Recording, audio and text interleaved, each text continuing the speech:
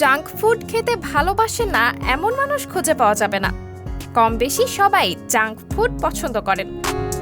জনপ্রিয় হলেও junk food খেতে সাবধান করেছেন চিকিৎসকরা।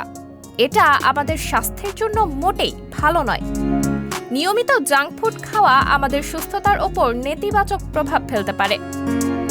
সম্প্রতি এক গবেষণা থেকে জানা গেছে, অতিরিক্ত জাঙ্ক ফুড খেলে স্মৃতিশক্তি কমে যেতে পারে। হিন্দুস্তান টাইমসের এক প্রতিবেদনে উঠে এসেছে এই বিষয়টি। ডক্টর ডাব্লিউ টেলর কিম্বার্লির নেতৃত্বে এই গবেষণাটি নিউরোলজিতে প্রকাশ করা হয়েছে। এই গবেষণায় দেখা গেছে, অতিরিক্ত জাঙ্ক ফুড খেলে শরীরে একাধিক ক্ষতি হতে পারে। এর আগে গবেষণায় জানা গিয়েছিল, জাঙ্ক ফুড স্থূলতা, কার্ডিওভাস্কুলার ডিজিজ এবং অন্যান্য সমস্যা বাড়ায়। কিন্তু এবার স্মৃতিশক্তির সমস্যার পেছনেও জাঙ্ক ফুডকে দায়ী করা হয়েছে। ডক্টর কিম্বার্লি বলেন, আমাদের গবেষণা থেকে জানা গেছে, খাদ্য প্রক্রিয়াকরণের মাত্রা যে খাবারে বেশি, সেই খাবারগুলি মস্তিষ্কের স্বাস্থ্যের ক্ষেত্রে একটি গুরুত্বপূর্ণ ভূমিকা পালন করে।